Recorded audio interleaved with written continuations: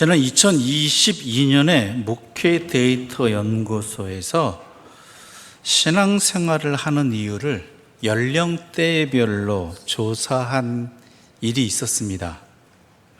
아마 코로나19 이후로 나타난 신앙에 대한 여러 가지 이슈를 한번 살펴보자는 이유였던 것 같습니다. 그런데 이 조사 결과가 많은 생각을 하게 합니다. 먼저 3040 세대, 30대, 40대죠. 신앙생활을 하는 가장 첫 번째 이유가 무엇이라고 생각하십니까? 3040 세대 같은 경우. 첫 번째가 31%를 차지하는 이유였는데요. 마음의 평안을 얻기 위해, 마음의 평안을 얻기 위해서. 두 번째는 구원을 얻기 위해서 28%가 그랬습니다. 세 번째 이유는, 신앙생활은 세 번째 이유는 습관적으로. 무슨 의미인지 아시죠? 부모님에 의해서 신앙생활을 하게 되었는데 이제 부모님의 뜻에 의해서 계속 나오는 그런 경우들이 많았다고 합니다. 그래서 19%가 습관적으로 났다고 합니다.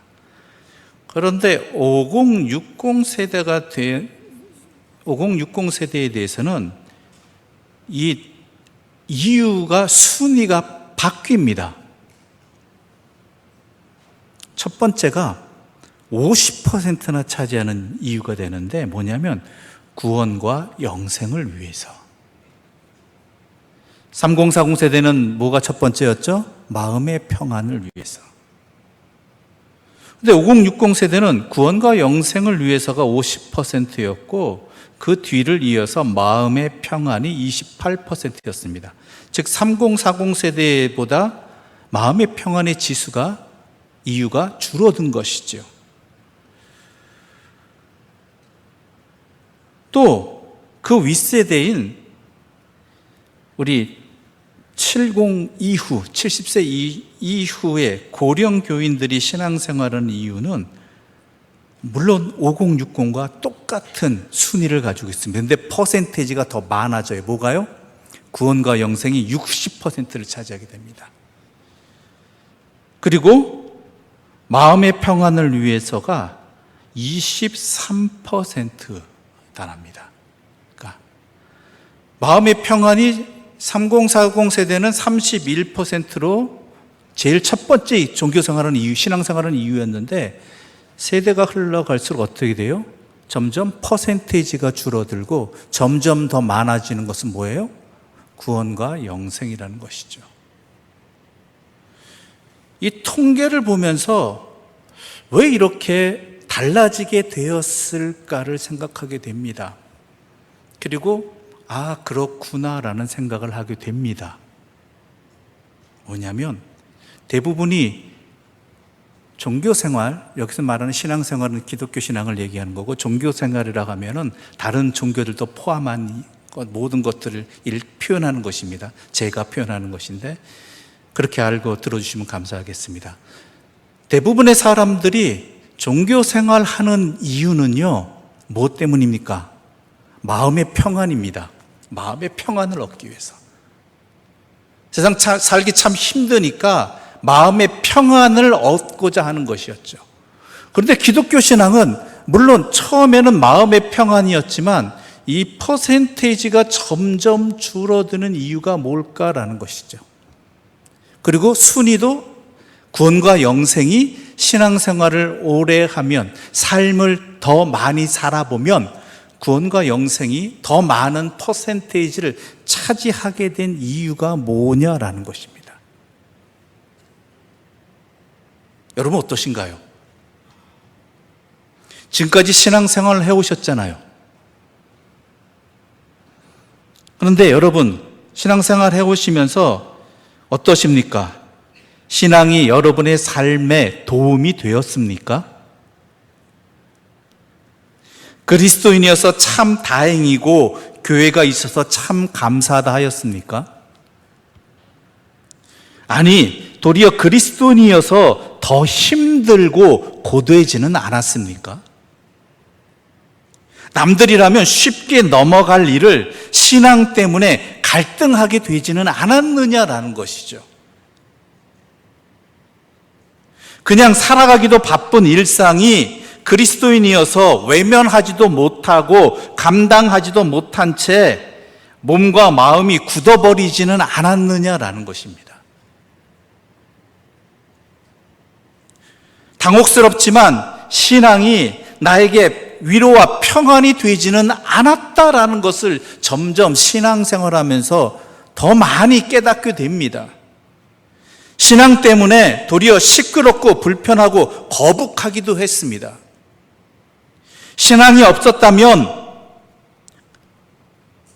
평안했을 일들이 신앙 때문에 분란의 원인이 되기도 하고, 교회가 없었다면 이러저러나 상관없을 일들이 교회 때문에 문제가 되고 상처가 되기도 했습니다. 즉 마음의 평안이라는 것이 신앙생활의 목적으로 시작했을지 모르겠지만 신앙생활하고 좀 더 믿음이 깊어갈수록 도리어 마음의 평안이 아니라 힘든 상황들이 더 많이 벌어지게 되고 갈등하게 된다라는 것이죠. 솔직히 위로와 평안을 받고 싶었습니다. 그렇죠? 예수님 믿음으로 신앙인이어서 은혜와 복을 받고 싶었습니다. 혼자의 힘으로는 세상 살기가 감당하기가 참 버거워서 하나님 의지했고, 인생이 자기의 의지와 노력만으로는 되지 않아서 기도를 했습니다. 세상에서 받은 상처를 치유하고 싶어서 교회를 찾았고, 생각대로 되지 않는 나의 가정이나 회사, 인간관계 등에서 좋은 열매를 맺고 싶어서, 평안을 찾고 싶어서 하나님을 찾았습니다. 하지만 바람과는 달랐다라는 것이죠. 오히려 신앙이 우리를 갈등과 시험의 자리로 몰아넣었습니다. 피하고 싶은 일도 피하지 못하게 하였습니다. 그럴 때마다 우리는 시험에 듭니다. 내가 믿음이 부족해서 그런 것인가? 내가 너무나 모난 것은 아닌가? 유별난 것은 아닌가? 그래서 시험에 들기도 하고 낭망하기도 하고, 그렇게 사느니 그냥 적당히 거리를 두고 적당히 믿음 적당히 해서 마음의 평안을 누리자라고 생각한 적도 있었을 것입니다. 신앙이 쉬운 삶을 보장하지는 않기 때문입니다. 신앙은 신앙이어서 우리의 삶에 불을 지르고, 교회는 교회이어서 밖에서와는 다른 방식을 요구하고, 하나님의 뜻은 하나님의 뜻이어서 우리를 푸르른 초장이 아니라 광야로 몰아갑니다. 우리가 바라는 위로와 평안이 그저 부딪힐 것 없는 순탄하고 좋은 삶이라면 신앙은 우리를 그러한 길로 우리를 데려가지 않더라는 것이죠.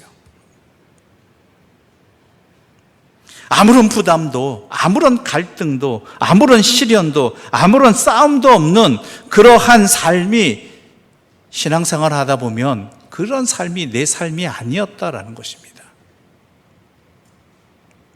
그래서 낭망하기도 하고 시험에 들기도 하고, 자신에 대해서 또한 내가 잘못 살고 있는 것은 아닌가라는 생각을 하게끔 한다라는 것이죠. 그런데 오늘 본문의 예수님도 이렇게 말씀하십니다. 내가 세상에 불을 지르러 오셨다라는 것입니다. 화평이 아니라 분쟁을 일으키러 오셨다라고 말씀하고 있습니다.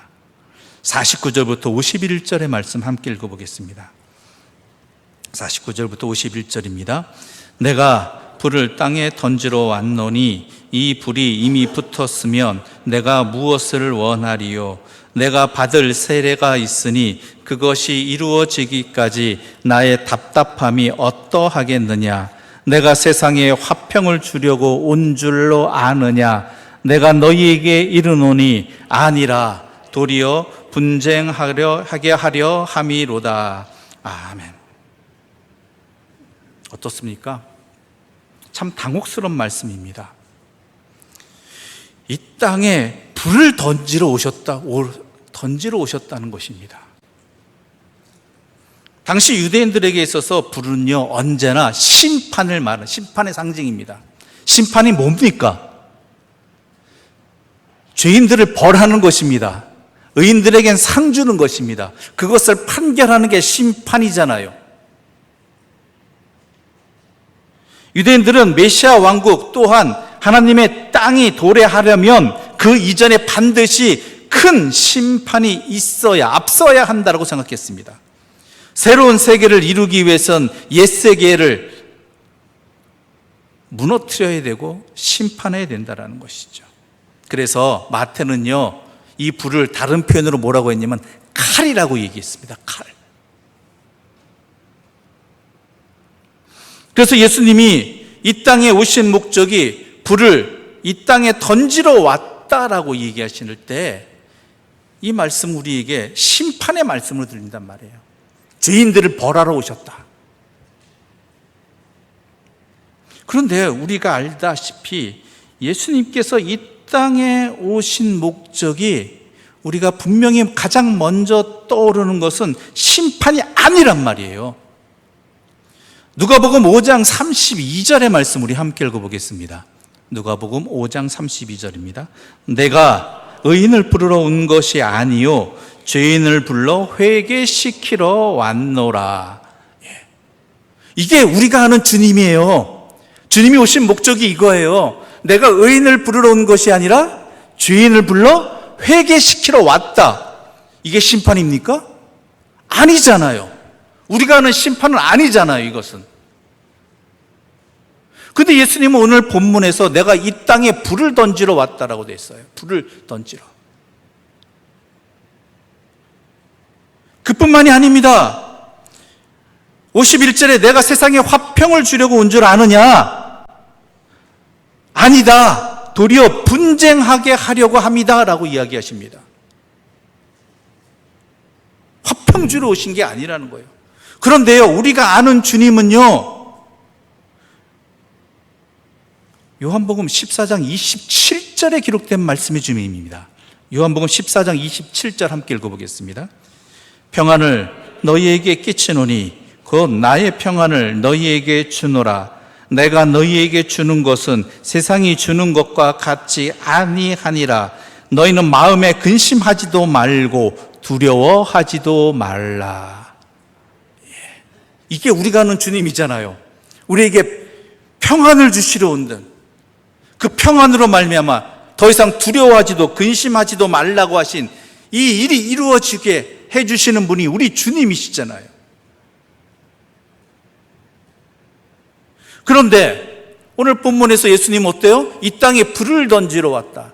내가 화평을 주러 온 것이 아니라 나 때문에 분쟁하게 될 것이다 라고 말씀하신다라면 이 두 가지 서로 다른 말씀 가운데 과연 우리는 어떻게 받아들여야 하는가라는 것이죠. 예수님이 마치 동전의 양면처럼 이런 면도 계시지만 저런 면, 전혀 반대의 면도 계시다라는 그런 식으로 이해될까요? 그런데 우리가 아는 주님은 그런 분이 아니에요. 우리가 믿는 주님은 그런 분이 아니에요. 우리가 분명히 알고 있는 것은 예수님께서 육신을 입고 이 땅에 오신 것은 어둠 속에 있는 사람들에게 빛을 주시기 위함이고 빛으로 인도하시기 위함이고 진리가 아닌 것을 목적으로 삼는 인생을 진리로 목적을 삼는 인생으로 인도해 주시기 위해서 자신을 온전히 주시기 위해서 오신 것이잖아요. 그렇다면 오늘 본문에서 예수님이 말씀하신 것은 도대체 어떻게 이해해야 될까라는 것이죠. 어떻게 이해해야 될까? 이를 알기 위해서는요, 먼저 앞서 우리가 나눈 말씀들을 자세히 살펴야 됩니다. 요한복음 14장 27절 우리 다시 한번 읽어볼까요? 요한복음 14장 27절입니다. 평안을 너희에게 끼치노니 곧 나의 평안을 너희에게 주노라. 내가 너희에게 주는 것은 세상이 주는 것과 같지 아니하니라. 너희는 마음에 근심하지도 말고 두려워하지도 말라. 여기서 평안이라고 얘기했고, 오늘 읽은 51절에 누가복음 12장 51절에 뭐래요? 화평이라니까 이건 다른 거다라고 오해하실 수 있어요. 아니에요. 헬라어 원어는 같아요.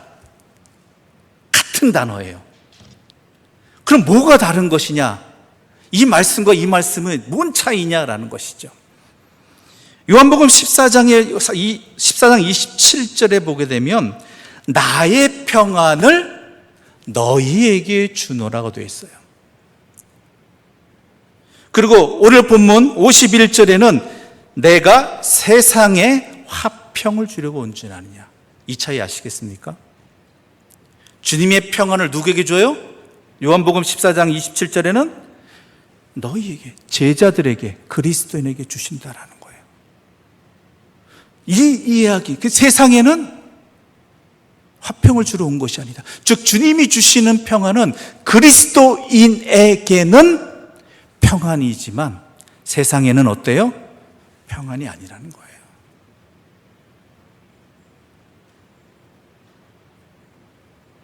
이 차이를 분명히 아셔야 돼요.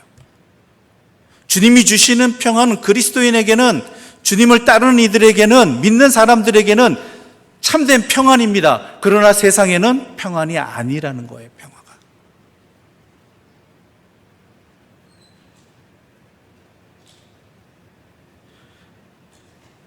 그래서 도리어 분쟁이 일어난다는 것입니다. 분쟁이. 이 분쟁은 주님을 믿는 사람들과 그렇지 않은 사람들 사이에 발생하는 분쟁입니다. 하나님의 뜻에 따르는 사람들과 아닌 사람들이 서로 이 땅에서 싸울 수밖에 없는 선과 악의 싸움이라는 것이죠. 근데 그 싸움이 얼마나 치열한가, 얼마나 심각한가, 그게 52절과 53절의 말씀입니다. 우리 함께 읽어보겠습니다. 이후부터 한 집에 5사람이 있어 분쟁하되 셋과 둘이 셋과 하리니 아버지가 아들과 아들이 아버지와 어머니가 딸과 딸이 어머니와 시어머니가 며느리와 며느리가 시어머니와 분쟁하리라 하시니라. 이 분쟁이 어느 정도냐면 가족 안에서도 일어난다는 거예요. 아무리 친한 가족이라 할지라도. 주님을 따르고 믿는 사람들에게는 평안이지만 그렇지 않은 가족들에게는 어때? 분쟁이 된다라는 거예요. 성경에 이런 일이 있습니다. 누가복음 8장 19절부터 21절에 한 사건이 우리에게 알려져 있습니다. 무슨 일이냐면 예수님께서 말씀을 전하실 때 예수님의 어머니와 그의 형제들이 예수님을 찾아왔습니다. 근데 사람들이 워낙 많아서 만날 수가 없는 거예요. 그러자 사람들이 전합니다. 선생님의 어머니와 형제들이 밖에 서서 선생님을 만나고 싶어 합니다. 그러자 예수님이 뭐라고 이야기하셨죠? 뭐라고 답변하셨죠? 기억하십니까? 누가 나의 어머니이고 누가 나의 형제냐? 하나님의 말씀을 듣고 행하는 이 사람들이 나의 어머니요 나의 형제다라는 거예요. 즉 어머니와 아들 또한 형제들 간에 이러한 우애 깊은 서로가 하나 되는 것은 하나님의 말씀 안에 있는 자들에게 주어진 평안이라는 것이죠. 그러면서 요한복음 15장 18절과 19절에서 우리 주님은 또한 이렇게 이야기하십니다. 우리 함께 읽어보겠습니다. 세상이 너를 미워하면 너희보다 먼저 나를 미워한 줄을 알라. 너희가 세상에 속하였으면 세상이 자기의 것을 사랑할 것이나 너희는 세상에 속한 자가 아니요 도리어 내가 너희를 세상에서 택하였기 때문에 세상이 너희를 미워하노라. 바로 이 말씀입니다. 즉 세상에 속하였으면 세상이 우리를 미워하지 않습니다. 그런데 누구에게 속했어요? 우리는 하나님께 속했잖아요. 그러니까 자기에게 속한 자가 아님으로 어떻게 해요? 미워한다라는 거예요. 그 미움이 얼마나 심한지 가족 안에서도 하나님께 속한 자냐 아니냐에 따라서 서로 다투고 싸우고 분열하고 화평이 없게 된다는 것이죠. 근데 이 모든 일들이 무엇 때문에 벌어지느냐, 어떤 일 때문에 벌어지느냐, 주님이 이 땅에 던지신 불 때문이라는 것입니다. 불. 이 땅에 오신 목적도 우리에게 이 땅에 불을 던지시고 우리에게 풀을 주시기 위해서라는 것이죠. 그렇다면 이 불은 뭐냐? 일반적으로 우리가 알고 있는 심판이 아니라는 것입니다. 우리 50절, 오늘 본문인 50절 말씀을 함께 좀 읽어보겠습니다. 50절입니다. 나는 받을 세례가 있으니 그것이 이루어지기까지 나의 답답함이 어떠하겠느냐. 여기서 나는 받을 세례, 예수님이 받을 세례가 할 일이 있다는 거예요. 그게 뭐냐면 십자가입니다.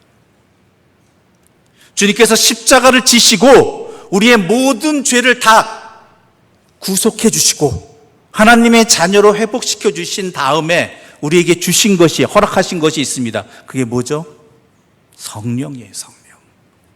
그러니까 성령께서 오시기까지 내가 지금 얼마나 답답하겠느냐. 너에게 성령이 임하셔서 주님을 믿는 사람들이 성령 안에 사로잡힐 때 제대로 하나님의 사람으로 살아갈 수 있게 되기까지 얼마나 답답하겠느냐라는 것이죠. 성령님께서 임하셔서 하나님의 말씀을 깨닫기까지 얼마나 주님이 답답하시겠느냐라는 것이죠. 즉 예수님께서 이 땅에 오셔서 던지신 불은 성령입니다. 또한 믿는 사람들에게 주시는 불도 성령인 것이죠. 즉 성령은 뭐냐? 주님께서 택하신 자들에게만 주시는 것입니다. 그 성령은 우리가 하나님께 속한 자라는 증거인 것입니다. 그래서 사도 바울은 뭐라고 합니까? 성령이 아니고서는 우리가 예수를 구주로 믿고 고백할 수 없다라는 것이죠. 원래 우리는 모두가 세상에 속해서 세속적 가치관과 눈에 보이는 것이 전부라고 생각하며 살아가던 존재들이었습니다. 그런데 예수님께서 십자가 보혈의 은혜로 우리를 구속해 주시고 성령님을 통해서 우리의 눈을 열어주셔서 이전에 보지 못하던 것들을 보게 된 것입니다. 그래서 세상에서 다른 사람보다 더 많이 갖기 위해서 발버둥 치며 더 높은 자리에 군림하기 위해서 동분서주하고 더 많은 쾌락을 누리기 위해서 밤낮을 가리지 않고 살던 삶이 전부가 아님을 보게 된 것이지요. 알게 된 것이 무엇을 통해서? 성령을 통해서. 무엇보다도 이 땅을 살아가는 삶이 전부가 아님을 깨닫게 되었기 때문에 우리의 삶, 참된 삶은 영생의 삶이라는 것을 알기 때문에 또한 이 땅을 살아가지만 영원에 잇대어 살아가야 된다는 것을 분명히 알게 되었기 때문에 우리의 소속이 세상의 소속이 아니라 어떻게 돼요? 하나님의 소속으로 바뀌게 된 것이죠.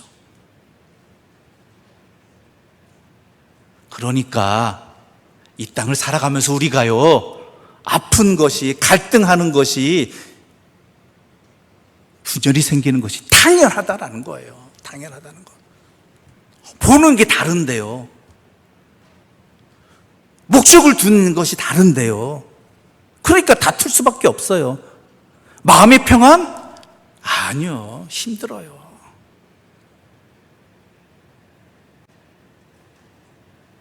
도리어 우리가 세상을 살아가면서 평안하다라면 이건 의심해 봐야 됩니다. 세상을 아무 걱정 없이 살아간다라면 도리어 내가 제대로 살고 있나 살펴야 되는 것입니다. 아니, 세상 사람들도 이미 알아요.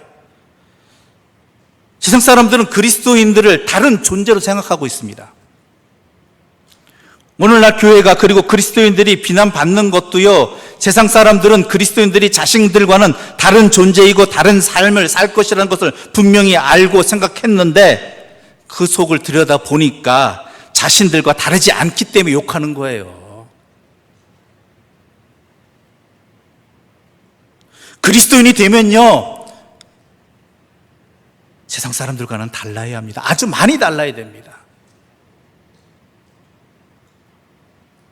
그렇기 때문에요, 예수님 믿고 따르는 삶은요, 거북함이나 불편함 없이 좀 더 쉽고 편하게 세상 살아가는 게 아닙니다. 여러분, 만약 그것을 원하신다면요, 잘못 생각하셨습니다. 신앙은요, 하나님과 세상 사이의 선택입니다.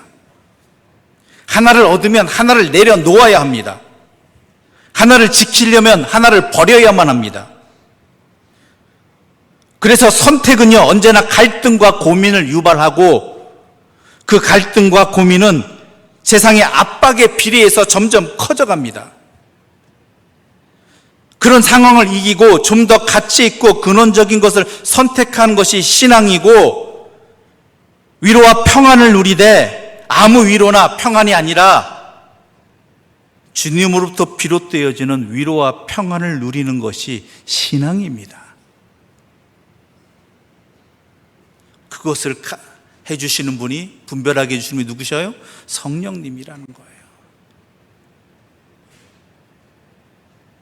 그래서요, 아까 우리가 통계를 보았지만 3040 세대에서 5060으로 가고 또한 그 이후로 갈 때 신앙생활, 삶의 경륜이 더 깊어지신 분들이 3040 세대에는 삶의 평안이 제1의 신앙생활의 목적이었지만 갈수록 어떻게 돼요? 삶의 평안이 점점 추가하는 이유가 되는 것이 줄어들고, 뭐가 돼요? 제1순위가 점점 높아지는 게 구원과 영생이에요. 알게 되는 거죠, 본질적으로.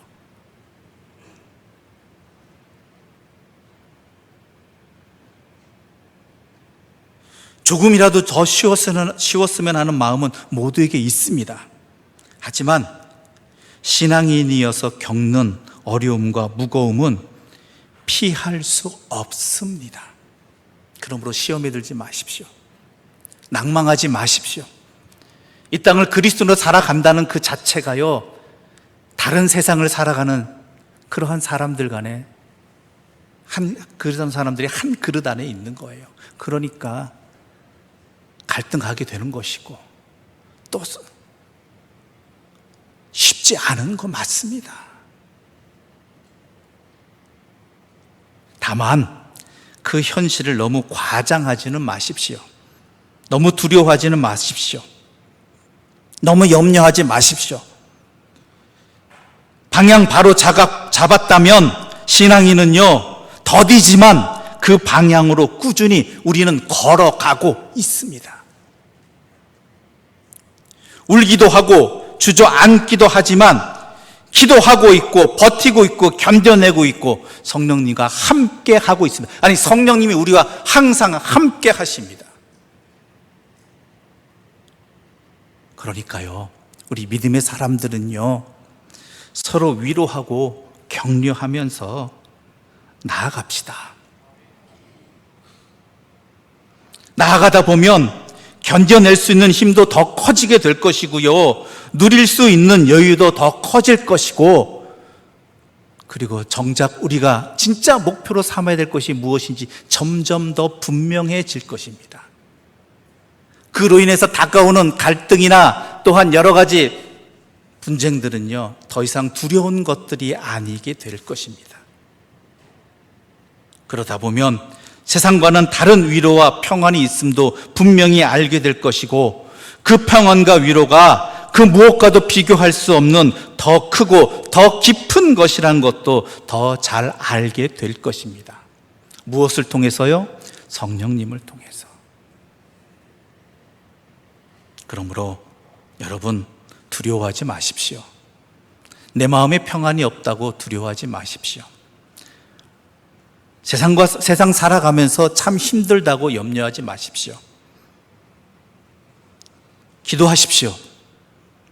더 버틸 수 있게 해주시고 더 견디게 해주십시오라고 기도하십시오.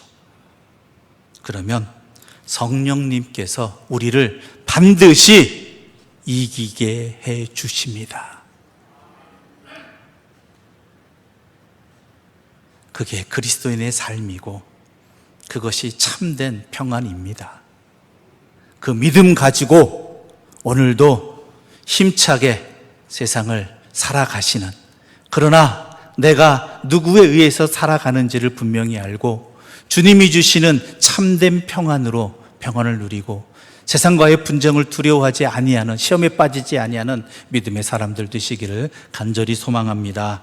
기도드리겠습니다. 하나님 아버지, 감사합니다. 세상 살아가면서 참 시험에 많이 듭니다. 예수 믿으면 믿을수록 평안해져야 하는데 세상 살기가 참 두렵고 또한 갈등되고 시험거리는 끊이지 않습니다. 그래서 내가 믿음이 부족한 것인지, 내가 신앙의 길을 잘못 가고 있는 것은 아닌지, 그러한 염려와 시련 속에서 낭망하기도 하고 또 절망하기도 하였습니다. 그런 우리들을 향해서 오늘 주님이 주신 이 말씀이 우리에게 은혜의 말씀이 되고 진리의 말씀이 되고 또한 복된 말씀이 되게 해주시니 감사합니다. 이제 이 땅을 살아가면서 이 땅에 속한 자가 아니라 하나님께 속한 자로서 두려워하지 말게 해주시고 또한 버티고 견디게 하여 주시고 그리하여 결국은 승리하게 하여 주시옵소서. 예수님의 이름으로 기도드립니다. 아멘.